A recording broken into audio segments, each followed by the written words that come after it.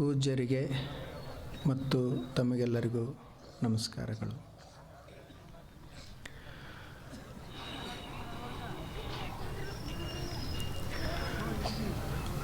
ಅಧ್ಯಾತ್ಮ ನಮ್ಮ ಜೀವನವನ್ನು ಶ್ರೀಮಂತಗೊಳಿಸುವ ಸಾಧನ. ಭೌತಿಕ ಸಂಪತ್ತು ಹೇಗೆ ನಮ್ಮ ಬದುಕಿಗೆ ಅವಶ್ಯಕವಾಗ್ಯದ, ಹಾಗೇ ಅಧ್ಯಾತ್ಮದ ಜ್ಞಾನವೂ ಕೂಡ ನಮಗೆ ಅತ್ಯವಶ್ಯಕವಾಗ್ಯದ. ನಾವು ಈ ಭೌತಿಕ ಸಂಪತ್ತಿಗೆ ಎಷ್ಟು ಮಹತ್ವ ಕೊಡ್ತೀವಿ, ಅಷ್ಟೇ ಮಹತ್ವ ಅಥವಾ ಅದಕ್ಕಿಂತಲೂ ಹೆಚ್ಚು ಮಹತ್ವ ಆಧ್ಯಾತ್ಮಕ್ಕೆ ಕೊಡಬೇಕಾಗಿದೆ. ಈಗ ಹೇಗೆ ಈ ಶರೀರದಲ್ಲಿ ಕೆಲವು ಘಟಕಗಳ ಕೊರತೆ ಆದವು ಅಂದ್ರೆ ಆರೋಗ್ಯ ಸರಿ ಉಳಿಯೋದಿಲ್ಲ. ಕ್ಯಾಲ್ಸಿಯಂ ಕೊರತೆ ಆಗ್ತದೆ, ಐರನ್ ಡೆಫಿಷಿಯನ್ಸಿ ಆಗ್ತದೆ, ವಿಟಮಿನ್ಸ್ಗಳ ಕೊರತೆ ಆಗ್ತದೆ. ಆವಾಗ ನಾವು ಏನು ಮಾಡ್ತೀವಿ, ಕ್ಯಾಲ್ಸಿಯಂ ಕೊರತೆ ಆಯಿತು ಅಂದರೆ ಕ್ಯಾಲ್ಸಿಯಮ್ಮನ್ನು ತುಂಬುತ್ತೀವಿ, ಹಾಕ್ತೀವಿ. ಐರನ್ನ ಡೆಫಿಷಿಯನ್ಸಿ ಆಯಿತು ಅಂತಂದ್ರೆ ಅದನ್ನು ಪೂರೈಸ್ತೀವಿ. ಏಕೆಂದರೆ ಶರೀರ ಅಶಕ್ತ ಆಗ್ತದೆ. ಕ್ಯಾಲ್ಸಿಯಂ ಕೊರತೆ ಆಯಿತು ಅಂದರೆ ಎಲುಬುಗಳಲ್ಲಿ ಶಕ್ತಿ ಉಳಿಯುವುದಿಲ್ಲ. ಐರನ್ನದ ಕೊರತೆ ಆಯಿತು ಅಂದರೆ ರಕ್ತಹೀನತೆ ಆಗ್ತೈತಿ. ಹೀಗದ ಅಲ್ಲ, ಇವೆಲ್ಲ ದೈಹಿಕ ಅದಾವು. ಇನ್ನು ಮಾನಸಿಕವಾಗಿ ಒಂದಿಷ್ಟು ಅದ. ಬರೀ ದೈಹಿಕ ಆರೋಗ್ಯ ಅಷ್ಟೇ ಮುಖ್ಯ ಅಲ್ಲ, ಮಾನಸಿಕ ಆರೋಗ್ಯನೂ ಭಾಳ ಮುಖ್ಯ. ಈ ಆಧ್ಯಾತ್ಮ ಏನದಲ್ಲ, ಇದು ಮನಸ್ಸಿಗೆ ಉತ್ತೇಜನ ಕೊಡುವಂಥದ್ದು. ಒಂದು ವೇಳೆ ಅಧ್ಯಾತ್ಮ ಕೊರತೆ ಆಯಿತು ಅಂದ್ರೆ ಆ ಮನುಷ್ಯ ಮಾನಸಿಕವಾಗಿ ವೀಕ್ ಆಗ್ತಾನೆ, ಮೆಂಟಲಿ ವೀಕ್ ಆಗ್ತಾನೆ. ಅದನ್ನು ಒಂದು ಕೊರತೆನೇ, ಅದು ಸ್ಪಿರಿಚುವಲ್ ಡೆಫಿಷಿಯನ್ಸಿ. ಹೇಗೆ ಕ್ಯಾಲ್ಸಿಯಂ ಡೆಫಿಷಿಯನ್ಸಿ ಅದ, ಹಾಗಿದು ಸ್ಪಿರಿಚುವಲಿ ಡೆಫಿಷಿಯನ್ಸಿ. ಹೇಗೆ ವಿಟಮಿನ್ಸ್ಗಳ ಕೊರತೆ ಆಗ್ತದೆ, ಹಾಗೂ ಇದು ಅಧ್ಯಾತ್ಮದ ಕೊರತೆ. ಇದನ್ನು ನಾವು ತುಂಬಬೇಕು. ಇದು ಎಲ್ಲಿ ದೊರೀತದ ಅಂತಂದ್ರೆ, ಈಗ ಹೇಗೆ ಬಿ ವಿಟಮಿನ್ ಸೂರ್ಯನಿಂದನೇ ಸಿಗ್ತದದು, ಆಹಾರದಲ್ಲಿ ಬಹಳ ಇಲ್ಲ. ಸೂರ್ಯ ಪ್ರಕಾಶದಿಂದನೇ ಹೆಂಗೆ ಬಿ ವಿಟಮಿನ್ ಸಿಗ್ತದಲ್ಲ, ಹಾಗೆ ಅಧ್ಯಾತ್ಮದ ಸ್ಪಿರಿಚುವಲ್ ಅದು ಒಂದು ಗುಡ್ ಸೋರ್ಸ್ ಅಂದ್ರೆ ಸತ್ಸಂಗ. ನಾವು ಸತ್ಸಂಗವನ್ನು ಮಾಡಿದ್ದೀವಿ ಅಂತಂದ್ರೆ ಅಧ್ಯಾತ್ಮದ ಕೊರತೆಯನ್ನು ನೀಗಿಸಬಹುದು. ಅದು ಕೊರತೆ ಆಯ್ತಂದ್ರೆ ಮಾನಸಿಕವಾಗಿ ಖಿನ್ನನಾಗ್ತಾನೆ ಮನುಷ್ಯ. ಎಲ್ಲ ಇರ್ತದೆ, ಸಮಾಧಾನನೇ ಇರೋಂಗಿಲ್ಲ. ಮನಸ್ಸಿನಲ್ಲಿ ಏನೋ ಒಂದು ರೀತಿಯ ತಳಮಳ, ಮನಸ್ಸಿನಲ್ಲಿ ಅಸಮಾಧಾನ. ಅದು ಎದರ ಲಕ್ಷಣ ಅಂತಂದ್ರೆ ಆಧ್ಯಾತ್ಮಿಕದ ಕೊರತೆಯ ಲಕ್ಷಣ. ಸಣ್ಣ ಹುಡುಗರಿಗೆ ನೋಡ್ರಿ, ಅವ್ರಿಗೇನೂ ಇರೋದಿಲ್ಲ, ದೈಹಿಕವಾಗಿ ಅಷ್ಟೇನೂ ಇರೋದಿಲ್ಲ, ಆದರೂ ಸಹಿತ ಅವು ಪ್ರಸನ್ನವಾಗಿರ್ತಾವೆ. ಹಾಗೆ ಈ ಅಧ್ಯಾತ್ಮವನ್ನು ನಾವು ಈ ಚಿಂತನೆಯಿಂದ, ಸತ್ಸಂಗದಿಂದ ಅದರ ಪೂರೈಕೆಯನ್ನು ಮಾಡಿಕೊಳ್ಬೇಕು. ಮೊದಲನೇದು, ಇದರಲ್ಲಿ ನಾವು ಈಗ ತಿಳಿದುಕೊಳ್ತೀವಿ. ತಿಳುವಳಿಕೆ ಬಹಳ ಅವಶ್ಯ ಮನುಷ್ಯನಿಗೆ. ನಾವು ಅರ್ತೀವಿ ಅಂದ್ರೆ ಇದೇ ಕ್ಷಣದಾಗ ನಮಗೆ ಸಂತೋಷ ಆಗ್ತದೆ, ಮರ್ತೀವಿ ಅಂತಂದ್ರೆ ಇದೇ ಕ್ಷಣದಲ್ಲಿ ದುಃಖ ಆಗ್ತದೆ. ಈಗ ಒಬ್ಬ ವ್ಯಕ್ತಿ ರಾತ್ರಿ ಮಲಗಿದ್ದ, ಆತ ಶ್ರೀಮಂತಿದ್ದ. ಆವತ್ತನೇ 1 ಕೋಟಿ ರೂಪಾಯಿ ಹಣ ತಂದು ಒಂದು ಟ್ರೆಜರಿ ಒಳಗೆ ಹಣ ಇಟ್ಟು ಕೀಲಿ ಹಾಕಿಟ್ಟಿದ್ದ. ರಾತ್ರಿ ಮಲಗಿದ್ದ, ಕನಸು ಬಿತ್ತು. ಕನಸಿನಾಗನೇ ಎಚ್ಚರ ಆಯಿತು, ಬೆಳಕಾಯಿತು. ಕನಸು ಅದು ಇನ್ನೂ ಎದ್ದಿಲ್ಲ, ಅವ ಕನಸಿನಲ್ಲೇ ಬೆಳಕಾಯಿತು. ಎದ್ದ ತಕ್ಷಣ ನೋಡ್ತಿದ್ದ, ಬಾಗಿಲುಗಳು ತೆರೆದಿದ್ದು. ರಾತ್ರಿ ಮಲಗಾಗ ಬಾಗಿಲ ಹಾಕಿದ್ದ, ಈಗ ಬಾಗಿಲುಗಳು ತೆರೆದಿದ್ದು. ಗಾಬರಿ ಆದವ. ಆ ಬಳಿಕ ಟ್ರೆಜರಿ ಕಡೆ ನೋಡ್ತಾನ, ಟ್ರೆಜರಿನೂ ತೆರೆದಿತ್ತು. ಇನ್ನೂ ಚಿಂತೆ. ಆತ ಅವಸರದಿಂದ ಎದ್ದು ಹೋಗಿ ನೋಡ್ತಾನ, ಅವೇನು $1 ಕೋಟಿ ತಂದಿಟ್ಟಿದ್ದ, ಎಲ್ಲ ಖಾಲಿ. ಟ್ರೆಜರಿ ಖಾಲಿ ಇತ್ತು. ಬಹಳ ದುಃಖ ಆಯಿತು. ಏನು ಮಾಡೋದು, ಚೀರಾಡ್ಬೇಕಂತ ಅನ್ನಿಸ್ತು. ಅಷ್ಟೊತ್ತಿಗೆ ಎಚ್ಚರ ಆಯಿತು. ನೋಡ್ತಾನ, ಕತ್ಲೆದ. ಟೈಮ್ ನೋಡಿದ ರಾತ್ರಿ 12 ಗಂಟೆ ಆಗ್ಯದ. ಎದ್ದು ಲೈಟ್ ಹಚ್ತಾನ, ಬಾಗಿಲು ಮುಚ್ಚಿದ ಇತ್ತು. ಸಮಾಧಾನ ಆಯಿತು. ಆ ಬಳಿಕ ನೋಡ್ದ, ಟ್ರೆಜರಿ ಕೀಲಿ ತೆಗೆದು ನೋಡ್ತಾನ, ಟ್ರೆಜರಿಲಿ ರೊಕ್ಕ $1 ಕೋಟಿ ಹಂಗೆ ಇದ್ದು. ಏನೂ ಆಗಿರಲಿಲ್ಲ. ಸಮಾಧಾನ ಆಯಿತು. ಒಂದು ಗ್ಲಾಸ್ ನೀರು ಕುಡಿದು ಮತ್ತೆ ಮಲ್ಕೊಂಡ. ಒಂದು ನಿಮಿಷದಲ್ಲಿ ಇದು ಕನಸಿನಲ್ಲಿ ಆತ ಮರೆತಿದ್ದ. ಅವಾಗ ದುಃಖ ಶುರು ಆಯಿತು. ಆನಂತರ ಅರಿತುಕೊಂಡ, ನಂದೆಲ್ಲ ಸಂಪತ್ತು ಇಲ್ಲೇ ಅದ ಅಂತ ಅವನಿಗೆ ಗೊತ್ತಾಯಿತು. ನಿಶ್ಚಿಂತನಾದ. ಹಾಗೆ ನಮ್ಮ ಈ ಜೀವನದಾಗ ಏನದಲ್ಲ, ಈ ಜೀವನದಲ್ಲಿನೂ ನಮಗೆ ನಿರಂತರವಾಗಿ ಕನಸುಗಳು ಇದ್ದೇ ಇರ್ತಾವೆ. ಇಲ್ಲಿ ನಾವು ಮರಿತಾ ಇರ್ತೀವಿ. ಈ ಮರಿವಿನಿಂದನೇ ನಮಗೆ ದುಃಖ ಆಗುವುದು. ಅಧ್ಯಾತ್ಮ ಏನು ಮಾಡ್ತದಂದ್ರೆ ಅದನ್ನು ನಮ್ಮನ್ನು ನೆನಪಿಸಿಕೊಡ್ತದೆ. ನೀ ಏನೂ ಕಳ್ಕೊಂಡೇ ಇಲ್ಲ, ನಿಂದು ಏನು ಸಂಪತ್ತಿತ್ತು ಅದೆಲ್ಲ ಇಲ್ಲೇ ಅದ, ಏನೂ ಕಳ್ಕೊಂಡಿಲ್ಲ ಅಂತ ಅದು ಹೇಳ್ತದೆ. ಅವಾಗ ಆತ ಮನುಷ್ಯ ನಿಶ್ಚಿಂತನ ಆಗ್ತಾನೆ. ಅದಕ್ಕೆ ತಿಳ್ಕೊಳ್ಬೇಕು, ಜ್ಞಾನವನ್ನು ಮಾಡಿಕೊಳ್ಬೇಕು. ಮತ್ತು ಉಳಿದದ್ದು ಅದು ಇದು ಇಂಥದ್ದು ತಪ್ಪು ಜ್ಞಾನ ಅಲ್ಲ. ನಮ್ಮ ತಪ್ಪು ಜ್ಞಾನನೂ ಸಾಕಷ್ಟು ಇರ್ತಾವೆ. ಏನೇನೋ ತಿಳ್ಕೊಂಡಿರ್ತೀವಿ. ಯಾರೋ ಒಬ್ಬರು ಹೇಳ್ತಾರೆ, ಈಗ ನೋಡ್ರಿ ಹೆಂಗೆ ತಿಳ್ಕೊಳ್ತೀವಿ, ಹಲ್ಲಿ ಮೈ ಮೇಲೆ ಬಿದ್ದರೆ ಏನಾಗ್ತೈತಿ. ಇವ ಪಂಚಾಂಗ ಕೇಳಲಿಕ್ಕೆ ಹೋದ, ಇವತ್ತು ನನ್ನ ಕೈ ಮೇಲೆ ಹಲ್ಲಿ ಬಿದ್ದತಿ, ಏನಾಗ್ತೈತಿ ಅಂತ. ಅವರು ಪಂಚಾಂಗ ಹೇಳೋರು ಕೇಳಿದ್ರೆ, ಎಲ್ಲಿ ಬಿತ್ತು, ಯಾವಾಗ ಬಿತ್ತು, ಹೆಂಗೆ ಬಿತ್ತು, ಮುಂದೆ ಬಿತ್ತಂದ್ರೆ ಇವ್ರಿಗೆ ಹಾನಿ, ಹಿಂದೆ ಬಿತ್ತಂದ್ರೆ ಅವ್ರಿಗೆ ಹಾನಿ, ಇವೆಲ್ಲ ಅವ್ರು ಹೇಳ್ತಿದ್ರು. ಅವಾಗ ಇವ ಚಲೋ ಇದ್ದವ್ರಿಗೆ ಕೇಳಕ್ಕೆ ಹೋಗಿದ್ದ. ಅವ್ರು ಹೇಳಿದ್ರು, ನೋಡಪ್ಪ, ಹಲ್ಲಿ ನಿನ್ನ ಮೈ ಮೇಲೆ ಬಿದ್ದರೆ ಏನು ಹಾನಿ ಆಗಂಗಿಲ್ಲ, ಅದನ್ನೂ ಒಂದು ಸಣ್ಣದೊಂದು ಜೀವಿ ಅದ ಅಷ್ಟೇ.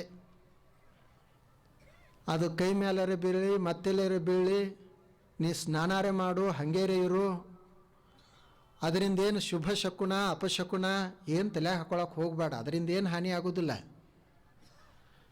ಹಲ್ಲಿ ಬಿದ್ದರೆ ಏನಾಗೋದಿಲ್ಲ.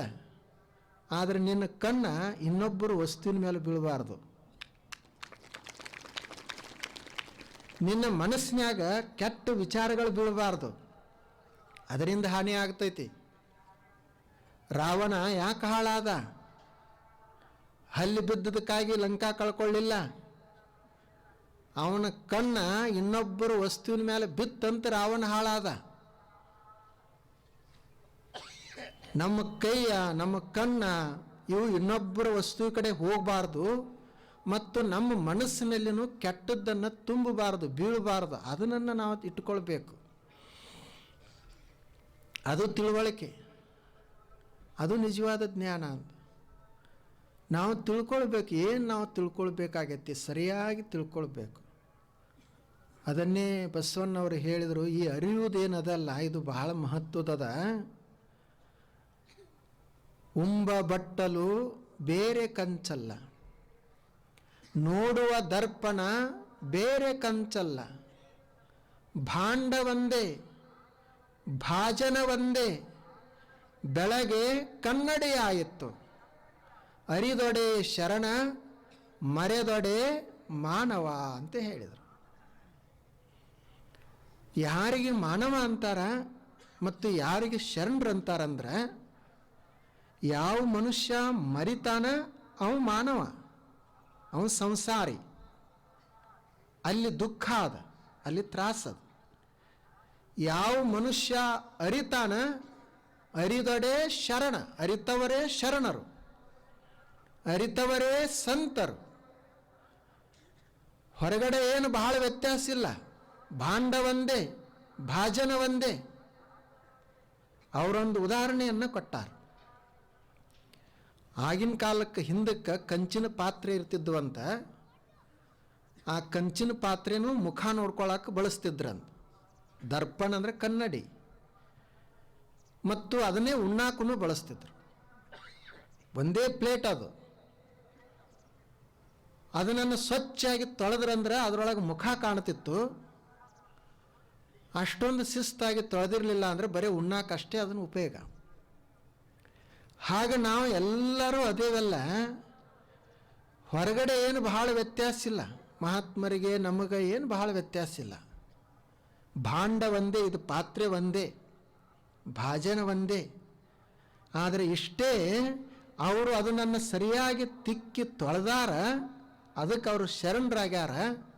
ನಾವು ಅದರೊಳಗೆ ಎಲ್ಲ ಹೊಲಸು ತುಂಬಿ ಅದನ್ನು ಹೊಲಸು ಮಾಡೇವಿ, ಅದಕ್ಕೆ ನಾವು ಮಾನವರಾಗೇವಿ. ಅರಿದೊಡೆ ಶರಣ, ಮರೆದೊಡೆ ಮಾನವ. ತಿಳುವಳಿಕೆ ಒಂದು ಕ್ಷಣದಾಗ ಸುಖ ಕೊಡ್ತದೆ, ಒಂದು ಕ್ಷಣದಲ್ಲಿ ದುಃಖ. ಒಬ್ಬ ವ್ಯಕ್ತಿ ಹೀಗೆ ಒಂದು ಕಾರ್ಯಕ್ರಮದೊಳಗೆ ಕುಳಿತಿದ್ದ. ಕಾರ್ಯಕ್ರಮ ಭಾಳ ಚಂದ ನಡೆದಿತ್ತು, ಅವನೇ ಆಯೋಜನೆ ಮಾಡಿದ್ದ. ಮುಂದೆ ಕುಳಿತಿದ್ದ. ಅಷ್ಟೊತ್ತಿಗೆ ಒಂದು ಫೋನ್ ಬಂತು, ಆಕ್ಸಿಡೆಂಟ್ ಆಯಿತು. ಅವನಿಗೆ ಸುದ್ದಿ ಬಂತು. ಫೋನ್ ಇಟ್ಟವನೇ ಕಣ್ಣೀರು ಹಾಕಾಕತ್ತ. ಎಲ್ಲರೂ ಗಾಳಿ ಆಗಿ ಕೇಳಾಕತ್ತೀರಿ, ಏನಾಯಿತು? ಅವನ ಮಗನ ಹೆಸರು ಗೋಪಾಲ. ಗೋಪಾಲ ಆಕ್ಸಿಡೆಂಟ್ದಾಗ ಹಾದ ಅಂತ ಸುದ್ದಿ ಬಂದಿತ್ತು. ಇವು ಅಳ್ಲಿಕ್ಕೆ ಶುರು ಮಾಡಿದ. ಬಹಳ ಅವನಿಗೆ ನೋವು ಅನಿಸ್ತು. ಅಷ್ಟೊತ್ತಿಗೆ ಮತ್ತೊಬ್ಬ ಸುದ್ದಿ ತಂದ. ಅವೆಲ್ಲ ಸರಿಯಾಗಿ ಮಾಹಿತಿ ತೊಗೊಂಡು ಬಂದಿದ್ದ. ಅವ್ರ ಅಣ್ತಮ್ಮರೊಳಗೆ ಮತ್ತೊಬ್ಬ ಗೋಪಾಲ್ ಅಂತಿದ್ದ, ಅವನಿಗೆ ಆಕ್ಸಿಡೆಂಟ್ ಆಗಿತ್ತು, ಇವನ ಮಗನಿಗೆ ಆಗಿರಲಿಲ್ಲ. ಅವಾಗ ಇವ ಆಯಿತು, ಫೋನ್ ಇಟ್ಟ, ಶುರು ಆಗಲಿ ಕಾರ್ಯಕ್ರಮ ಅಂತ ಹೇಳಿದ. ಮೊದಲೇನು ಭಾಳ ನೋವಿತ್ತಲ್ಲ, ಅದು ಈಗ ಸ್ವಲ್ಪ ಅಷ್ಟು ಕಡಿಮೆ ಆಯ್ತು. ಸ್ವಲ್ಪ ವ್ಯತ್ಯಾಸ, ಏನು ಭಾಳ ಇಲ್ಲ. ಹಾಗೆ ನಾವು ತಿಳ್ಕೊಂಡಿವಿ ಸಮಾಧಾನ, ಮರ್ತೀವಿ ದುಃಖ. ಈಗ ನಾವು ನಮ್ಮ ಮನೆ ನೋಡ್ತೀವಿ, ಅದು ಭಾಳ ಚಲೋ ಐತೆ ಅಂದೀವಿ, ಸಮಾಧಾನ ತಿಳ್ಕೊಂಡ್ವಿ ಸರಿಯಾಗಿ. ಮರ್ತೀವಿ, ಹೆಂಗೋ ಕಾಣ್ತದೆ. ಇದು ಮೊದಲನೇದು, ಇದು ತಿಳುವಳಿಕೆ.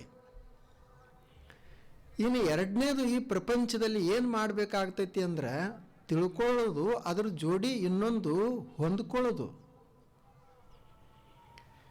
ನಮ್ಮ ಇಚ್ಛೆ ಅಂತಲೇ ಈ ಜಗತ್ತೆಲ್ಲ ಇರಂಗಿಲ್ಲ, ಇಲ್ಲಿ ಹೊಂದ್ಕೊಳ್ಬೇಕಾಗ್ತದೆ.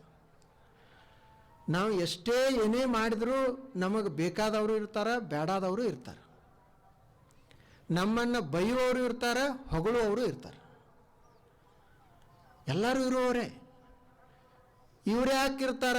ಹೊಗಳುವವರೇ ಇರಬಾರದು, ಬರೀ ನಮಗೆ ಬೇಕಾದವರೇ ಇರಬೇಕು, ಇದು ಎಂದೂ ಸಾಧ್ಯ ಇಲ್ಲ. ಅದಕ್ಕೆ ಹೊಂದಾಣಿಕೆ ಮಾಡ್ಕೊಳ್ಳೋದು. ಈಗಿದು ತಂಡದ, ಯಾರಿಗೆ ಬೈಯೋದು?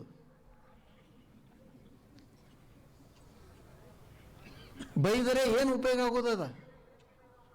ಬೈಕೊಂಡು ನಾವೇ ತ್ರಾಸ ಮಾಡ್ಕೊಳ್ಳೋದಲ್ಲ. ನಮಗದು ಒಗ್ಗಿತ್ತು ಅಂದರೆ ಹಾಗೆ ಇರೋದು. ನಮಗೆ ಭಾಳ ತ್ರಾಸ ಕೊಡಾಕತ್ತಿತ್ತಂದ್ರೆ ಸ್ವೆಟ್ರ್ ಅದು ಹೊಚ್ಕೊಂಡು ಕೂಡೋದು, ಹಾಕೊಂಡು ಕೂಡೋದು. ಬೈಯೋದಲ್ಲ. ಹಾಗೆ ಸಮಾಜದಲ್ಲಿನೂ ಎಲ್ಲರೂ ನಮಗೆ ಬೇಕಾದವರೇ ಇರ್ತಾರೆ ಏನು.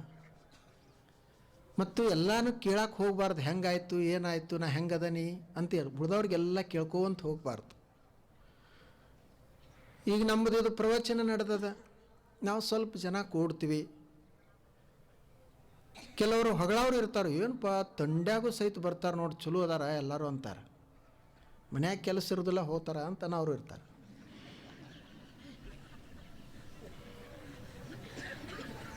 ನಮಗೂ ಹಾಗೆ ಬೈತಿರ್ತಾರೆ, ಕೆಲವ್ರು ಹೊಗಳ್ತಿರ್ತಾರೆ.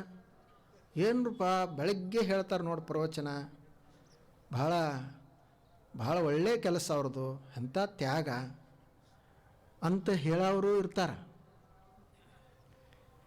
ಏನು ಸಿದ್ದೇಶ್ವರ ಸ್ವಾಮಿಗಳು ಆಗ್ಬೇಕಂತ ಮಾಡ್ಯಾನ ಅನ್ನೋರು ಇರ್ತಾರೆ.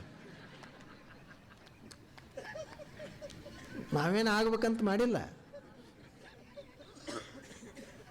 ಪ್ರವಚನ ಹೇಳಿದ್ರೆ ಎಲ್ಲ ಏನೊಂದು ಇಷ್ಟು ಜನ ಪ್ರವಚನ ಕೇಳಿದ್ರೆ ಎಲ್ಲ ಜಗತ್ತೆಲ್ಲ ಬದಲಾಯ್ತೇನ? ಯಾರು ಬದಲಾಗ್ಯಾರ? ಸ್ವಾಮಿಗಳ ಬದಲಾಗಿಲ್ಲ, ಇನ್ನೇನು ಜನರನ್ನೇನು ಬದಲು ಮಾಡ್ತಾರಂತ ಅವರು ಇರ್ತಾರೆ. ಆದ್ದರಿಂದ ಇವ್ರದ್ದು ಎಲ್ಲ ತಲೆಯೊಳಗೆ ಹಾಕ್ಕೊಳ್ಬಾರ್ದು, ಹೊಂದ್ಕೊಳ್ಳೋದು. ಬರೀ ಜನರಷ್ಟೇ ಅಂತಲ್ಲ, ನಮ್ಮ ಶರೀರ ನಮಗೆ ಒಂದೊಂದು ಸಲ ಚಲೋ ಅನ್ನಿಸ್ತದೆ, ಒಂದೊಂದು ಸಲ ಸರಿ ಅನ್ಸಂಗಿಲ್ಲ. ಬೆಳಿಗ್ಗೆ ಭಾಳ ಚಲೋ ಶರೀರ, ಭಾಳ ಭಾರಿ ಆರಾಮ ಇರ್ತದೆ. ಏನರ ಸ್ವಲ್ಪ ವ್ಯತ್ಯಾಸ ಆಯಿತು ಅಂದ್ರೆ ಈ ಶರೀರರೇ ಅದಕ್ಕೆ ನನಗೆ ಸಿಕ್ಕೈತೋ ಏನೋ ಅಂತ ಅನ್ನಿಸ್ತು. ಏನು ನೋಡ್ರಿ ಅದು, ಮಕ್ಕಳು ಮನೆಯೊಳಗೆ ಮೊದಲು ಹರಕೆ ಹೊತ್ತು ಮಕ್ಕಳನ್ನ ಪಡಿತಾರೆ. 12 ವರ್ಷ ಹರಕೆ ಹೊತ್ತು ಒಂದು ಗಂಡು ಮಗನನ್ನು ಪಡ್ಕೊಂಡ್ರು. ಭಾಳ ಪ್ರೀತಿಯಿಂದ ಬೆಳೆಸಿದರು. ಎಲ್ಲರಿಗೂ ಹೇಳಿದರು, ದೇವರು ನಮಗೆ ಆಶೀರ್ವಾದ ಮಾಡಿದ. ಏನು ಅವನದು ಎಲ್ಲ ಕಾರ್ಯಕ್ರಮ ನೋಡಬೇಕು, ಪ್ರತಿ ವರ್ಷ ಎಂತಿಂಥ ಹುಟ್ಟು ಹಬ್ಬ ಮಾಡೋದು, ಏನೇನೋ ಮಾಡೋದು ಮಗ ಹುಟ್ಟಿದಕ್ಕಾಗಿ. ಅವ ಬೆಳೆದ ಬೆಳೆದ ಬೆಳೆದ ದೊಡ್ಡವ ಆದ. ಯಾರೋ ಕೆಟ್ಟವ್ರದ್ದು ಸ್ವಲ್ಪ ಗೆಳತನ ಮಾಡಿದ, ದಾರಿ ಬಿಟ್ಟ. ಮಗನಿಗೆ ಅಪ್ಪನಿಗೇನೆ ಜಗಳ ಶುರುವಾಯಿತು. ಅವ ಮಗ ಎಲ್ಲ ಆಸ್ತಿ ನನಗೆ ಬೇಕಂತ ಕೋರ್ಟಿಗೆ ಹೋದ. ಇವ ಅಪ್ಪನ ನೀ ಕುಡುಕದದಿ, ದಾರಿ ಬಿಟ್ಟದೆ, ನಿನಗೆ ಕುಡುದಿಲ್ಲ ಅಂತ ಇವನು ಕೋರ್ಟಿಗೆ ಹೋದ. ಹರಕೆ ಹೊತ್ತು ಹಡ್ದಿದ್ರು, ಭಾಳ ಪ್ರೀತಿಯಿಂದನೇ ಬೆಳೆಸಿದ್ರು. ಆದರೆ ಏನು ಮಾಡೋದು, ಈಗ ಕೋರ್ಟ್ದಾಗ ಅದಾರ. ಹೀಗೆ ಯಾಕಿದ್ದು ಅಂತಂದ್ರೆ ಹಿಂಗೆ ಇರೋದು ಈ ಪ್ರಪಂಚನೇ. ಯಾವಾಗ ಏನಂತ ಹೇಳಕ್ಕೆ ಬರಂಗಿಲ್ಲ. ಇದಕ್ಕೆ ಹೊಂದ್ಕೊಳ್ಳೋದು, ನಾವು ಅಂದ್ಕೊಂಡದಂತೂ ಈ ಜಗತ್ತಿನಾಗ ಏನೂ ಆಗಂಗಿಲ್ಲ. ಸ್ವಲ್ಪ ಆಗ್ಬೋದು, ಬಿಡ್ಬೋದು. ಅಂದ್ಕೊಂಡದ್ದು ಆಗಲಿಲ್ಲ ಅಂದ್ರೆ ನೊಂದ್ಕೊಂಡು ಜೀವನ ಮಾಡೋದಕ್ಕಿಂತ ಹೊಂದ್ಕೊಂಡು ಚೆಂದಾಗಿ ಇರೋದು.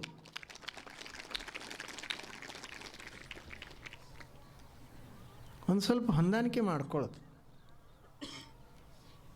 ಒಬ್ಬ ಯಾತ್ರಿಕಿದ್ದ, ಹೀಗೇ ಊರಿಂದ ಊರು ತಿರುಗಾಡ್ಕೊಂತ ಹೋಗುವವ. ಒಂದು ಊರಿಗೆ ಹೋದ, ಅಲ್ಲಿ ಮಲ್ಕೊಳ್ಬೇಕಂತ ಯೋಚನೆ ಮಾಡಿದ. ಥಂಡಿ ಭಾಳ ಇತ್ತು, ವಿಪರೀತ ಚಳಿ. ಎಲ್ಲಿ ಮಲಗೋನು ಅಂತ ಹೇಳಿ ಏನರೇ ಧರ್ಮಶಾಲಾ ಅದು ಅದಾವ ನೋಡಿದ, ಏನೂ ಇರಲಿಲ್ಲ ಊರಾಗ. ಒಬ್ಬ ಮನೆ ಮುಂದೆ ಮಲಗಿದ್ದ, ಅವನು ಹೊಚ್ಕೊಂಡು ಮಲಗಿದ್ದ, ಕಂಬಳಿ ಪಂಬಳಿ ಹೊಚ್ಕೊಂಡು ಶಿಸ್ತಾಗಿ ಮಲಗಿದ್ದ. ಇವನು ಅಲ್ಲೇ ಹೋದ. ಇವನು ಒಂದು ಕಟ್ಟಿ ಮೇಲೆ ಮಲ್ಕೊಂಡ. ಅವ ಹೊಚ್ಕೊಂಡು ಮಸ್ತಾಗಿ ಮಲಗಿದ್ದ. ಇವ ನಿದ್ದೆ ಹತ್ತುವಲ್ದು ಇವನಿಗೆ. ಹೊಳ್ಳಾಡ್ತಿದ್ದ, ಆ ಕಡೆ ಹೊಳ್ಳಾಡವ, ಈ ಕಡೆ ಹೊಳ್ಳಾಡವ, ನಿದ್ರಿನೂ ಹತ್ತುವಲ್ದು. ಅವ ಬದಿಗೆ ಮಲಗಿದ. ಅವ ಕೇಳಿದೆ, ಯಾಕೆ ಹಿಂಗ್ಯಾಕ, ಏನಾಗ್ತದ ಅಂತ. ಇವ ಹೇಳಿದ, ನಿದ್ರೆ ಹತ್ತಾ ಇಲ್ಲ. ಏನಾಗ್ಯದ? ಏನಿಲ್ಲ, ನಾ ಏನು ಮ್ಯಾಲೆ ಹೊದ್ಕೊಂಡನೆಲ್ಲ ಹೊದಕಿ, ಅದು ನನಗೆ ಕಿರಿ ಆಗೈತಿ. ನಾ ಅದನಿ 6 ಫೂಟ, ಅದು ಮ್ಯಾಲಿಂದ ಹೊದಿಕೆ ಅದ 5 ಫೂಟ್. ಮುಖಕ್ಕೆ ಹೊತ್ಕೊಂಡೆ ಅಂದರೆ ಕಾಲು ಹೊರಗೆ ಬರ್ತಾವೆ, ಕಾಲು ಕಡೆ ಹೊತ್ಕೊಂಡೆ ಅಂದರೆ ಮುಖ ಹೊರಗೆ ಬರ್ತದೆ. ತಂಡಿ ಹತ್ತಾಕತ್ತೈತಿ, ಏನು ಮಾಡ್ಬೇಕಂತ ಯೋಚನೆ ಮಾಡಕತ್ತೀನಿ ಅಂತಂದ. ಅವಾಗ ಅವ ಹಿರಿಯ ಮನುಷ್ಯ ಮಲಗಿದ್ದಲ್ಲ, ಅವ ಹೇಳಿದ, ಈಗ ರಾತ್ರಿ ಆಗೈತಿ, ಹಾಸಿಗೆಯನ್ನು ಉದ್ದು ಮಾಡೋಕ್ಕಾಗೋದಿಲ್ಲ ಈಗ, ಮತ್ತು ಹಾಸಿಗೆ ನಿನಗೆ ಸಿಗುವುದೂ ಇಲ್ಲ. ಮತ್ತೊಂದು ಮಲ್ಕೊಳ್ಳೂ ಬೇಕಾಗೈತಿ, ನೀನು ನಿದ್ರೆನೂ ಮಾಡಬೇಕು. ಅದಕ್ಕೆ ಈಗ ಯೋಚನೆ ಭಾಳ ಮಾಡಬೇಡ, ನಾವೊಂದು ಚಲೋ ಉಪಾಯ ಹೇಳ್ತೀನಿ, ಅದನ್ನು ಮಾಡು. ಏನು ಅಂದಿವ, ನೋಡು, ನಿಂದು ಹೊದಿಕೆ 5 ಫೂಟ್ ಅದ, ನೀರೇ 6 ಫೂಟ್ ಐತಿ ಅದದಿ, ಅದು ನಿನಗೆ ಕಿರಿ ಆಗ್ತದ. ಅದಕ್ಕೆ ಏನು ಮಾಡು ಅಂದರೆ ಒಂದು ಪೂಟ ಕಾಲು ಮಡಿಸ್ಕೊಂಡು ಮಲ್ಕೊಂಡ್ಬಿಡು.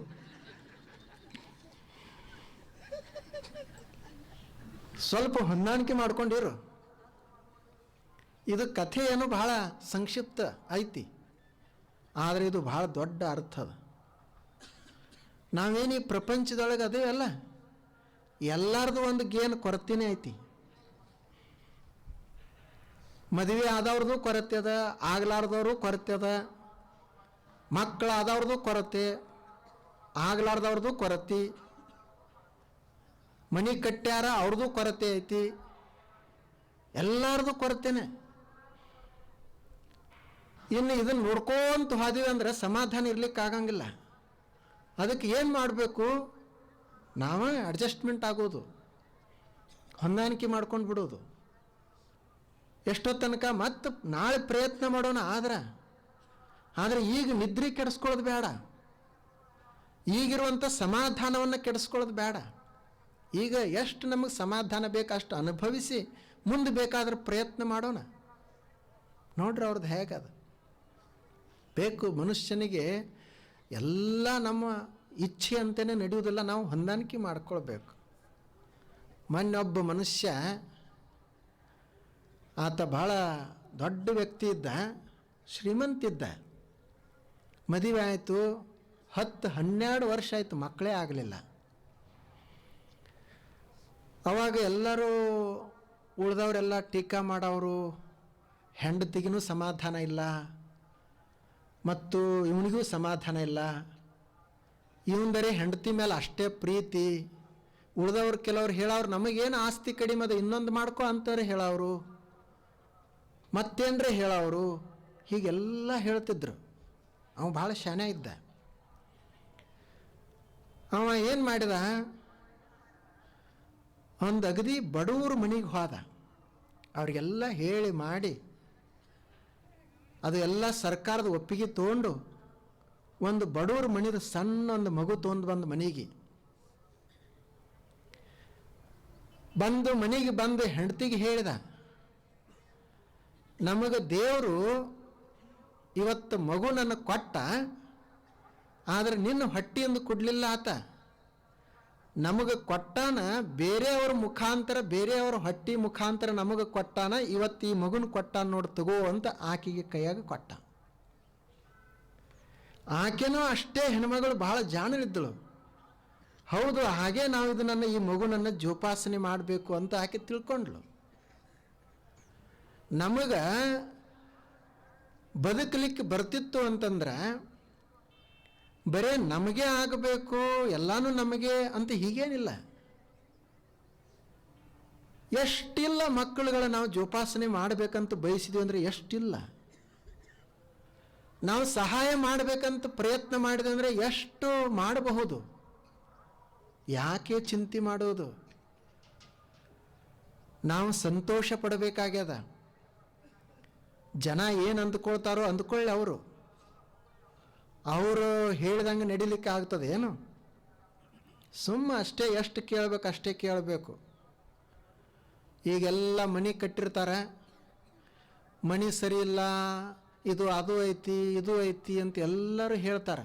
ಎಷ್ಟು ಕೇಳೋರು? ಏನೋ ಒಬ್ಬರು ಹೇಳಿದ್ರು ಬಂದ, ಇದು ಬಾಗಿಲು ಸರಿ ಇಲ್ಲ ಅಂದ್ರೆ ಮತ್ತೊಂದು ಕೂಡಿಸ್ಕೊಂಡ್ರಿ, ಚಲೋ ಆಯಿತು.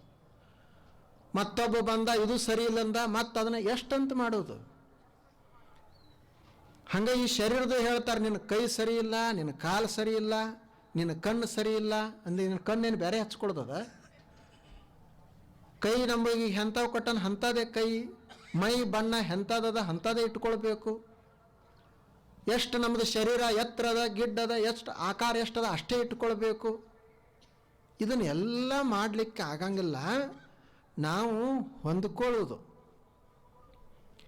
ಇನ್ನೊಂದದಲ್ಲ, ಇದನ್ನು ಸಹಿಸಿಕೊಳ್ಳೋದು. ಹೆಂಗೆ ಸಹಿಸಿಕೊಳ್ಳೋದು ಅಂದ್ರೆ ಆನಂದದಿಂದ ಸಹಿಸಿಕೊಳ್ಳೋದು. ಈ ಜೀವನದಲ್ಲಿ ಭಾಳ ಸೀರಿಯಸ್ ಆಗಬಾರ್ದು, ಗಂಭೀರ ಭಾಳ ಆಗಬಾರ್ದು. ಒಬ್ಬ ಹೇಳಿದ ನೋಡಿ, ಭಾಳ ಸೀರಿಯಸ್ ಆಗಬೇಡ ಅಂತಂದು. ಯಾಕಂದ ಸೀರಿಯಸ್ ಆದವ್ರನ್ನ ಆಸ್ಪತ್ರೆಗೆ ಅಡ್ಮಿಟ್ ಮಾಡ್ತಾರಂತ. ಆಸ್ಪತ್ರೆಗೆ ಅಡ್ಮಿಟ್ ಯಾರನ್ನ ಮಾಡ್ತಾರೆ? ಸೀರಿಯಸ್ ಆದವ್ರನ್ನ ಮಾಡ್ತಾರೆ. ನಾವೆಲ್ಲರೂ ಏನಂತೀವಿ? ಪ್ಲೀಸ್ ಸೀರಿಯಸ್, ನೀನು ಭಾಳ ಗಂಭೀರ ಇರಬೇಕು, ಇದು ಭಾಳ ಮಹತ್ವದ ವಿಷಯ ಅಂತೀವಿ. ಅವನು ಗಾಬರಿ ಆಗ್ತಾನೆ. ನಾವು ಹೇಳಬೇಕು, ಪ್ಲೀಸ್ ಟೇಕ್ ಈಸಿ, ಇಲ್ಲಿ ಯಾವುದೂ ಕಠಿಣ ಇಲ್ಲ, ನಾವು ಸುಲಭವಾಗಿ ತೆಗೆದುಕೊಳ್ಬೇಕು, ಸೀರಿಯಸ್ ಆಗುವುದಲ್ಲ. ಇದು ಒಂದು ಜೀವನದ ವಿಧಾನ. ತಾನ್ ತಿತಿಕ್ಷಸ್ವ ಮಾತ್ರ ಸ್ಪರ್ಶಾಸ್ತು ಕೌಂತೇಯ ಶೀತೋಷ್ಣ ಸುಖ ದುಃಖದಾಹ ಆಗಮ ಅಪಾಯಿನಃ ತಾನ್ ತಿತಿಕ್ಷಸ್ವ. ಇವೆಲ್ಲ ಸುಖ ದುಃಖ, ಲಾಭ ಹಾನಿ, ಮಾನ ಅಪಮಾನ ಎಲ್ಲವೂ ಬರ್ತಾವ ಮತ್ತು ಎಲ್ಲವೂ ತಾನೇ ಹೋಗ್ತಾವ. ನಾವು ಸಮಾಧಾನದಿಂದ ತಿತಿಕ್ಷಸ್ವ ತಡೆದುಕೊಂಡಿರಬೇಕು. ನಮ್ಮದು ಬಹಳ ವೇಗದ. ನೋಡ್ರಿ, ಮನುಷ್ಯ ಏನು ಯೋಚನೆ ಮಾಡ್ತಾನೆ, ನಾನು ಹೆಚ್ಚು ವರ್ಷರ ಬದುಕಬೇಕಂತಾನ, ಆದರೆ ಎಲ್ಲ ಬೇಗ ಬೇಗ ಆಗಲಿ ಅಂತಾನೆ. ಸಾಲಿ ಕಲಿದು ಬೇಗ ಬೇಗ ಬೇಗ ಆಗಬೇಕು, ಕಲಿಯೋದ ತಡ ನೌಕರಿ ಸಿಗಬೇಕು ಬೇಗ, ಹೀಗೆ ಹುಡುಕಾಡೋರಾಗ ಮದುವೆ ಆಗಬೇಕು, ಮದುವೆ ಆದದ್ದೇ ತಡ ಮಕ್ಕಳು ಆಗಬೇಕು, ಅವು ಮೊಮ್ಮಕ್ಕಳು ಮುಂದೆ ದೊಡ್ಡ ಆಗಬೇಕು, ಎಲ್ಲ ಬೇಗ ಬೇಗ ಆಗಲಿ ಅಂತಾನೆ. ಮತ್ತೇನಂತಾನೆ, ನಾನು ಹೆಚ್ಚು ವರ್ಷರೇ ಬದುಕಬೇಕಂತಾನೆ. ಎರಡೂ ಹೆಂಗಾಗೋದಿದು? ಸಾವಕಾಶವಾಗಿ ಆಗಲಿ. ಒಂದು ಆಲದ ಬೀಜ ಎಷ್ಟು ವರ್ಷಗಳ ತೆಗೆದುಕೊಳ್ತದೆ ಅದು ಬೆಳಿಲಿಕ್ಕೆ? ಏನು ಒಂದೇ ದಿನದಾಗ ಬೆಳೀತದೆ? ಏನದು? ಸಾವಕಾಶವಾಗಿ ಬೆಳೀಲಿ. ಆದ್ದರಿಂದ ನೀನು ಸ್ವಲ್ಪ ಆಲೋಚನೆಯನ್ನು ಮಾಡು, ಬಹಳ ಸೀರಿಯಸ್ ಆಗಬೇಡ, ಇದನ್ನು ಹೊಂದಾಣಿಕೆ ಮಾಡಿಕೊಂಡಿರು ಅಂತಿದು ಒಂದು. ಮೊದಲನೇದು ತಿಳ್ಕೊಳ್ಳೋದು, ಎರಡನೇದು ಹೊಂದಾಣಿಕೆ ಮಾಡ್ಕೊಳ್ಳೋದು. ಉಳಿದವ್ರದ್ದು ಯಾರದೇ ಟೀಕೆ ಟಿಪ್ಪಣಿಗೆ ಯಾವುದಕ್ಕೂ ಬೆಲೆ ಕೊಡಬಾರ್ದು. ಯಾವ ಮನುಷ್ಯ ಟೀಕೆಗಳಿಗೆ ಬಹಳ ಮಹತ್ವ ಕೊಡ್ತಾನೆ, ಅವನ ಸಮಾಧಾನವೂ ಇರುವುದಿಲ್ಲ ಮತ್ತು ಅವನು ಬೆಳವಣಿಗೆನೂ ಆಗುವುದಿಲ್ಲ. ಟೀಕಾ ಮಾಡೋರು ಬಹಳ ವಿಶೇಷ ಇರ್ತಾರೆ. ಅವರು ಈಗ ಇವ್ರು ಊರಾಗ ಕಟ್ಟಿ ಮೇಲೆ ಕೂತಿರ್ತಾರೆ, ಅವ್ರು ಏನು ಸಲಹೆ ಕೊಡ್ತಾರಂದ್ರೆ, ಪ್ರಧಾನಮಂತ್ರಿ ದೇಶದ್ದೋ ಜಗತ್ತಿಂದೋ ಯಾವುದೋ ಒಬ್ಬ ರಾಜ್ಯ ಇರ್ತಾನಂತ ಇಟ್ಕೊಡ್ರಿ, ಅಥವಾ ನಮ್ಮ ದೇಶದ ಪ್ರಧಾನಮಂತ್ರಿ ಅಂತ ಇಟ್ಕೊಡ್ರಿ, ಪ್ರಧಾನಮಂತ್ರಿ ಇಂಥ ನಿರ್ಣಯ ತೆಗೆದುಕೊಳ್ಬಾರ್ದಾಗಿತ್ತು ಅಂತ ಇವ್ರು ಟೀಕಾ ಮಾಡ್ತಾರೆ ಕಟ್ಟಿ ಕೂತವ್ರು ಊರಾಗ. ಅವ್ರಿಗೆ ಒಂದು ಹೆಂಡತಿ, ಒಂದು 2 ಮಕ್ಕಳ, ಒಂದು 4 ಎಕರೆ ಹೊಲ ನೋಡ್ಕೊಳ್ಳೋದಾಗವಲ್ದು, ಆದರೆ ದೇಶವನ್ನು ಆಳುವಂಥ ಆ ಮನುಷ್ಯನಿಗೆ ಇವರು ಸಲಹೆ ಕೊಡ್ತಾರ. ನೋಡ್ರಿ, ಅವರು ಟೀಕಾ ಮಾಡೋರು ಹೆಂಗಿರ್ತಾರ. ಇನ್ನು ನಾವು ಇಂಥವ್ರದ್ದೆಲ್ಲ ಟೀಕಾ ಕೇಳ್ಕೊಂತ ಹೋದ್ರೆ ಆಗೋದು ಹೆಂಗೆ? ಅದಕ್ಕೆ ಅವ್ರದ್ದು ಬಹಳ ಗಮನ ಕೊಡಬಾರ್ದು. ನಮಗೆ ಸರಿ ಅನಿಸ್ತಂತಂದ್ರೆ ನಾವು ಮಾಡೋದು. ಇದು ಒಂದು ಅರಿತುಕೊಳ್ಳೋದು, ಹೊಂದಾಣಿಕೆ ಮಾಡಿಕೊಳ್ಳೋದು. ಆನಂತರಿನ ಕೊನೆಗೆ ಎಲ್ಲ ದೇವನಿಗೆ ನಾವು ಬಿಟ್ಟು ಬಿಡೋದು. ಏನೂ ಆಗಲಿಲ್ಲ ಅಂತ ಇಟ್ಟುಕೊಳ್ಳೋಣ. ಎನ್ನ ವಾಮಕ್ಷೇಮ ನಿಮ್ಮದಯ್ಯ, ಎನ್ನ ಹಾನಿ ವೃದ್ಧಿ ನಿಮ್ಮದಯ್ಯ, ಎನ್ನ ಮಾನಾಪಮಾನ ನಿಮ್ಮದಯ್ಯ, ಬಳ್ಳಿಗೆ ಕಾಯಿ ದಿಮ್ಮಿತ್ತೆ ಕೂಡಲ ಸಂಗಮ ದೇವ. ಬಸವಣ್ಣವ್ರು ಎಷ್ಟು ಚಂದ ಹೇಳ್ತಾರೆ. ಇದನ್ನು ರಾತ್ರಿ ಮಲ್ಕೊಳಾಗ ಪ್ರಾರ್ಥನೆ ಮಾಡೋದಿದೆ, ಇದೇ ಪ್ರಾರ್ಥನೆ. ಎಲ್ಲ ಮಾಡೋದು ಪ್ರಯತ್ನ ದಿವಸ ತುಂಬ ಆಗಲಿ, ಚಲೋ ಆಗಲಿ ಅಂತ. ರಾತ್ರಿ ಮಾತ್ರ ಎಷ್ಟಾಗಿರ್ತದೆ ಅಷ್ಟೇ ಸಾಕಿವತ್ತ. ಎನ್ನ ವಾಮಕ್ಷೇಮ ನಿಮ್ಮದಯ್ಯ, ಎನ್ನ ಹಾನಿ ವೃದ್ಧಿ ನಿಮ್ಮದಯ್ಯ, ಎನ್ನ ಮಾನಾಪಮಾನ ನಿಮ್ಮದಯ್ಯ, ಎಲ್ಲ ನಿಮ್ಮದೇಪ್ಪ. ಬಳ್ಳಿಗೆ ಕಾಯಿ ದಿಮ್ಮಿತ್ತೆ, ಒಂದು ಬಳ್ಳ್ಯದ ಒಂದು ಕಾಯದ. ಆ ಕಾಯಿಯ ಜೀವನ ಎಲ್ಲ ಯಾವುದ್ರ ಮೇಲೆ ಅವಲಂಬಿಸ್ಯದಂದ್ರೆ ಬಳ್ಳಿ ಮೇಲೆ ಅವಲಂಬಿಸ್ಯದ. ಬಳ್ಳಿನೇ ಅದಕ್ಕೆ ಶಕ್ತಿ ಕೊಡ್ತದೆ, ಬಳ್ಳಿನೇ ಅದಕ್ಕೆಲ್ಲ ಕೊಡುವುದು. ಹಂಗೆ ದೇವರನ್ನುವ ಅವ ಬಳ್ಳಿದ್ದಂಗೆ, ನಾವೆಲ್ಲರೂ ಕಾಯಿಗಳಿದ್ದಂಗೆ. ನಮ್ಮದ್ರೊಳಗೆ ನಮ್ಮ ಕೈಯೊಳಗೆ ಏನದ? ನಮ್ಮ ಕೈಯೊಳಗೆ ಏನದ? ನಾವು ಸುಮ್ಮನೆ ಆ ಬಳ್ಳಿ ಹೆಂಗೆ ನಮ್ಮನ್ನು ನಡೆಸ್ಕೊಳ್ತದ ಹಂಗೆ ನಾವು ಮಾಡೋದು ಅಷ್ಟೇ ಅದು ಅಂತ ಹೇಳಿ ಆ ಭಾವ, ಆ ಪ್ರಾರ್ಥನೆ ಬರಬೇಕು. ಆ ದೇವನನ್ನು ಮರಿಬಾರ್ದು. ತುಕಾರಾಮ್ ಮಹಾರಾಜರು ಒಂದು ಅಭಂಗವನ್ನು ಬರೆದರು. ಅದು ಎಲ್ಲ ಪ್ರವಚನದ ಮುಗಿದ ನಂತರ ಕೊನೆಗೆ ಹೇಳಬೇಕಂತ ಹೇಳ್ತಾರೆ. ಅದನ್ನು ಆ ಅಭಂಗವನ್ನು ಹೇಳಿದ ಬಳಿಕ ಮುಂದೆ ಅಭಂಗ ಹೇಳಬಾರದು, ಮುಗಿತಲ್ಲಿಗೆ ಪ್ರವಚನ ಬಂದ್ ಮಾಡಿಬಿಡೋದು. ಅವರು ದೇವರಿಗೆ ಕೇಳ್ಕೊಳ್ತಾರೆ, ಹೇ ಚಿದಾನ ದೇಗಾ ದೇವ ತುಜಾ ವಿಸರನ ಭಾವ, ನಲಿಗೆ ಮುಕ್ತಿ ಧನ ಸಂಪದ ಸಂತ ಸಂಗ ದೇಯಿ ಸದಾ, ತುಕಾಮಣಿ ಗರ್ಭಾವಾಸ ಸುಖೇ ಗಾಲಾವೆ ಅಮ್ಮಾಸಿ. ಹೇ ಚಿದಾನ ದೇಗಾ ದೇವ ತುಜಾ ವಿಸರನ ಭಾವ, ನನಗಿದನ್ನು ಒಂದೇ ದಾನ ಕೊಡು. ಏನು ಅಂದರೆ ನಿನ್ನ ಮರೆವು ನನಗೆ ಆಗಬಾರ್ದು, ನಿನ್ನ ನೆನಪು ನನಗೆ ಯಾವಾಗಲೂ ಇರಬೇಕು. ಮತ್ತೇನು ಕೊಡು? ಹೇ ಚಿದಾನ ದೇಗಾ ದೇವ ತುಜಾ ವಿಸರನ ಭಾವ, ನನಗೇನು ಬೇಡ, ನಲಿಗೆ ಮುಕ್ತಿ ಧನ ಸಂಪದ, ಹಣ ಬೇಡ ನನಗೆ, ನೀ ಮುಕ್ತಿ ಕೊಡ್ತನಂದ್ರೂ ಬೇಡ, ನಿನ್ನ ನೆನಪು ಹೊಂದಿರಲಿ ಸಾಕು. ಮತ್ತು ಸಂತ ಸಂಘ, ಸಜ್ಜನರ ಸಂಘ ಒಂದಿಷ್ಟು ಕೊಡು. ಇಷ್ಟು ನೀನು ಕೊಟ್ಟೆ ಅಂತಂದ್ರೆ ಸುಖೇ ಗಾಲಾವೆ ಅಮ್ಮಾಸ, ನನ್ನನ್ನು ನೀನು ಸುಖದಲ್ಲೇ ಇಟ್ಟಿ ಅಂತ ನಾನು ತಿಳ್ಕೊಳ್ತೀನಿ ಅಂತ. ಇಷ್ಟೇ ಮಾಡು. ಹೇ ಚಿದಾನ ದೇಗಾ ದೇವ ತುಜಾ ವಿಸರನ ಭಾವ, ನಲಿಗೆ ಮುಕ್ತಿ ಧನ ಸಂಪದ ಸಂತ ಸಂಘ ದೇಯಿಸದ, ಸಂತರ ಸಂಘವನ್ನು ಕೊಡು. ನನಗೆ ಮುಕ್ತಿ ಬೇಡ, ಧನ ಸಂಪದ ಬೇಡ, ಮತ್ತು ನಿನ್ನ ನೆನಪು ದೇವನೇ, ನಿನ್ನ ಮರೆವು ನನಗೆ ಆಗಬಾರ್ದು. ನೋಡ್ರಿ ಅವ್ರದ್ದು ಹೇಗಿರಬೇಕು. ನಾವು ಬರೀ ಕಷ್ಟದಾಗ ಅಷ್ಟೇ ದೇವರನ್ನು ನೆನಪು ಮಾಡ್ಕೊಳ್ತೀವಿ. ಕಷ್ಟಗಳು ಬಂದಾಗ ದೇವನೇ ನೀನೇ ಕಾಪಾಡಬೇಕು ಅಂತೀವಿ. ಅಷ್ಟೇ ಮಾಡಬಾರ್ದು. ಎಲ್ಲ ಅನುಕೂಲತೆ ಇದ್ದಾಗನೂ ಎಲ್ಲ ಕೊಟ್ಟವನು ನೀನೇ ಅಂತ ಹೇಳಬೇಕು. ಕಷ್ಟಗಳು ಬಂದಾಗ ಎಲ್ಲ ಕಾಪಾಡ ನೀನೇ ಅನ್ನೋದು, ಎಲ್ಲ ಕೊಟ್ಟಾಗೂ ಸಹಿತ ಎಲ್ಲ ನಿಂದೇಪ ಅಂತ ಅನ್ಬೇಕು. ಆ ದೇವರ ಆಶೀರ್ವಾದ ಅದು ಭಾಳ ಮಜಾ ಅದ. ಅದು ಭಾಳ, ಅದು ಆತ ನಮ್ಮನ್ನು ಸಲಹು ಅಂತಾವ ದೇವರು. ಅವನ ರಕ್ಷಣೆ ನಮಗೆಲ್ಲರಿಗೂ ಇರಬೇಕು. ಏನು ನಾವೇ ಸ್ವತಂತ್ರವಾಗಿ ಹುಟ್ಟಿ ಬಂದಿವಿ ಏನಿಲ್ಲಿ ಜಗತ್ತಿನಾಗ? ದೇವರು ಹುಟ್ಟಿಸಿದ ನಾವು ಬಂದೀವಿ. ಆತ ಇಷ್ಟು ವರ್ಷ ಆಯುಷ್ಯ ಅಂತ ಕೊಟ್ಟ, ಇಂಥದ್ದೊಂದು ಶರೀರ ಕೊಟ್ಟ. ಆದ್ದರಿಂದ ಅವನಿಗೆ ನಾವು ಸಮರ್ಪಣ ಆಗಿ ಬದುಕೋದು. ಕೆಲವರು ಕೇಳ್ತಾರೆ ದೇವರ ಆಶೀರ್ವಾದ ಹೆಂಗೆ ಆಗ್ತೈತಿ ಅಂತ. ನಾವು ಪೂಜೆ ಮಾಡ್ತೀವಿ, ಪ್ರಾರ್ಥನೆ ಮಾಡ್ತೀವಿ, ದೇವರ ಆಶೀರ್ವಾದನೇ ನಮಗೆ ಆಗೋದಿಲ್ಲ. ದೇವರ ಆಶೀರ್ವಾದ ಹೆಂಗೆ ಆಗ್ತದ ಅಂತ ಅದು ಒಂದು ಗಣಿತ ಬಂದವ್ರಿಗೆ ಗೊತ್ತಾಗ್ತದೆ ದೇವರ ಆಶೀರ್ವಾದ ಹೆಂಗೆ ಆಗ್ತೈತಿ ಅಂತ. ಈಗ ನೀವು ಅಂಗಡಿಗೆ ₹1 ತೊಗೊಂಡು ಹೋಗ್ರಿ, ಒಂದು ಚಾಕ್ಲೇಟ್ ಕೊಡ್ತಾರೆ. ₹1 ತೊಗೊಂಡು ಹೋದ್ರಿ ಅಂದ್ರೆ, ಅದೇ ಒಂದು 0 ತೊಗೊಂಡು ಹೋದ್ರಿ ಅಂದ್ರೆ ಏನೂ ಕೊಡೋದಿಲ್ಲ. 0ಕ್ಕೆ ಏನೂ ಬೆಲೆನೇ ಇಲ್ಲ, ಹೌದಲ್ಲ? 0ಕ್ಕೆ ಯಾರು ಏನರ ಕೊಡ್ತಾರೆ? ಏನು ಯಾರೂ ಕೊಡೋದಿಲ್ಲ. 1ಕ್ಕೆ ಬೆಲೆ ಅದ, ಅದಕ್ಕೊಂದು ಚಾಕ್ಲೇಟ್ ಸಿಗ್ತದೆ. ಮತ್ತು ಇನ್ನು 0ಕ್ಕೆ ಬೆಲೆ ಇರಲಿಲ್ಲ ಅಂದ್ರೆ ನೋಡ್ರಿ, ಮುಂದೆ ಆ 1 ಮತ್ತು 0 ಎರಡು ಕೂಡಿಸ್ಕೊಂಡು ಹೋದ್ರಿ ಅಂದ್ರೆ ಎಷ್ಟಾಯಿತು? 10 ಆಯಿತು.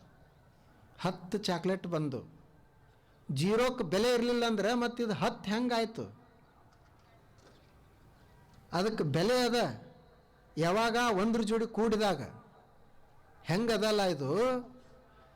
ಹಂಗೆ ದೇವರ ಆಶೀರ್ವಾದ ಅನ್ನೋದು 0 ಇದ್ದಂಗೆ. ಅದು ನಮ್ಮದು ಪ್ರಯತ್ನ ಅನ್ನೋದಲ್ಲ, ಅದು 1 ಇದ್ದಂಗೆ. ನಾವು ದೇವರ ಆಶೀರ್ವಾದ ಬಿಟ್ಟು 1 ತೊಗೊಂಡು ಹೋದ್ವಿ ಅಂದ್ರೆ ಅದು ಬರೀ 1. ನಾವು 1 ಪಟ್ಟು ಪ್ರಯತ್ನ ಮಾಡಿ ದೇವರ ಆಶೀರ್ವಾದ ತೆಗೆದುಕೊಂಡಿವಿ ಅಂತಂದ್ರೆ ಆ 1 10 ಪಟ್ಟು ಆಗ್ತೈತಿ. ದೇವರ ಆಶೀರ್ವಾದಕ್ಕೆ ಬೆಲೆನೇ ಇಲ್ಲ ಅಂದ್ರೆ 0ಕ್ಕೆ ಬೆಲೆ ಇಲ್ಲ ಅಂತ ಹೇಳಿದಂಗೆ ಆಗ್ತದೆ. ಗುರುಗಳ ಆಶೀರ್ವಾದಕ್ಕೆ ಬೆಲೆನೇ ಇಲ್ಲ ಅಂತಂದ್ರೆ 0ಕ್ಕೆ ಬೆಲೆ ಇಲ್ಲ ಅಂತ ಹೇಳಿದಂಗೆ ಆಗ್ತದೆ. ಬೆಲೆ ಅದ ಅದಕ್ಕೆ, ಆದರೆ ನಾವು 1 ಪಟ್ಟು ಪ್ರಯತ್ನ ಮಾಡಬೇಕು, ಅದು 10 ಪಟ್ಟು ಆಗ್ತದೆ. ನಾವು 2 ಪಟ್ಟು ಪ್ರಯತ್ನ ಮಾಡಿದಂದ್ರೆ 20 ಪಟ್ಟು ಆಗ್ತದೆ. ನಾವು ಏನೂ ಪ್ರಯತ್ನನೇ ಮಾಡಲಾರ್ದ ಬರೇ ನಮಗೆ ಆಶೀರ್ವಾದ ಆಗಲಿ ಅಂದ್ರೆ ದೊಡ್ಡದೊಂದು 0 ಸಿಗ್ತದೆ. 1 ಬಿಟ್ಟು ಬರೀ 0 ತೊಗೊಂಡು ಹೋಗೋದು ಅಂತ ಅಂದಂಗೆ ಆಗ್ತದೆ. ದೇವರು ಯಾರಿಗೆ ಆತ ಆಶೀರ್ವಾದ ಮಾಡಬೇಕು ಅವ್ರಿಗೆ ನಿಶ್ಚಿತವಾಗಲೂ ಆಶೀರ್ವಾದ ಮಾಡ್ತಾನೆ. ಬಸವಣ್ಣವರು ಯಾಕೆ ಅಷ್ಟು ದೇವರಿಗೆ ಪ್ರಾರ್ಥನೆ ಮಾಡಿಕೊಂಡ್ರು, ಅವ್ರು ಏನೂ ಸಿಗ್ತಿರ್ಲಿಲ್ಲ ಅಂದ್ರೆ? ಯಾಕೆ ಅಷ್ಟು ತುಕಾರಾಮ್ ಮಹಾರಾಜರು ಎಲ್ಲ ಸಂತರು ಅಷ್ಟು ಪ್ರಾರ್ಥನೆ ಯಾಕೆ ಮಾಡಿದರು? ಏನೂ ಅದರದ್ದು ಸಂಬಂಧನೇ ಇರಲಿಲ್ಲ ಅಂದ್ರೆ ಅದರದ್ದು ಆಶೀರ್ವಾದ ಸಿಗ್ತದ. ನಾವು ಪ್ರಯತ್ನ ಮಾಡಬೇಕು. ಇಷ್ಟು ಇವತ್ತು 3 ನೀವು ನಾಳಿನ ತನಕ ಸ್ವಲ್ಪ ಯೋಚನೆ ಮಾಡ್ಕೊಂತ ಬರ್ರಿ.